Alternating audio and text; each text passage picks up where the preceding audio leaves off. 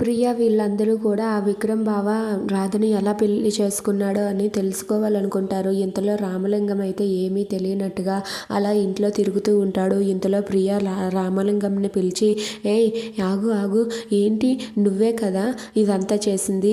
అసలు వాళ్ళిద్దరూ ఎప్పుడు ప్రేమించుకున్నారు, ఎప్పుడు పెళ్లి చేసుకున్నారు? నాకు ఇదంతా చూస్తుంటే నీ మీదే డౌట్గా ఉంది. దీని అంతటికీ కారణం నువ్వే కదా అని చెప్పి అక్కడ ఉన్న ప్రియ అయితే రామలింగంని నిలదీసి అడుగుతుంది. ఇక వాళ్ళ ఫ్యామిలీ మెంబర్స్ అందరూ కూడా రామలింగాన్ని అవమానిస్తూ ఉంటారు.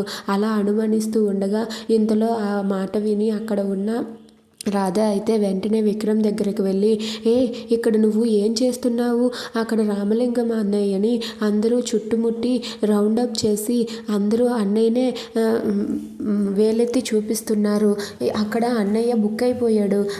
నువ్వు ఇంకా ఇక్కడే స్విమ్మింగ్ చేసుకుంటూ ఉంటే అక్కడ రామలింగం అన్నయ్య మనది అగ్రిమెంట్ మ్యారేజ్ అని నిజం చెప్పేస్తాడు. వెళ్ళు వెళ్ళు, తొందరగా వెళ్ళు అని చెప్పి రాధ అంటుంది.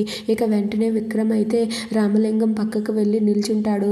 దాంతో ప్రియ అయితే, ఏంటి బావా అసలు మీరిద్దరూ ఎప్పుడు ప్రేమించుకున్నారు, ఎప్పుడు కలుసుకున్నారు, ఎప్పుడు ఇదంతా జరిగింది అని చెప్పి ప్రియ అడుగుతుంది. దాంతో అక్కడ ఉన్న విక్రమ్ అయితే, మాది ఒక పెద్ద లవ్ స్టోరీ, నీకు తెలియదులే, ఈ విక్రమ్ గాడి వీర ప్రేమ గాథ అని చెప్పి అంటాడు. ఆ మాట వినగానే అక్కడ ఉన్న రాధ అయితే ఒక్కసారిగా అవ్వ అబద్ధాలు ఎంత చక్కగా ఆడుతున్నాడో అని చెప్పి అనుకుంటూ ఉంటుంది.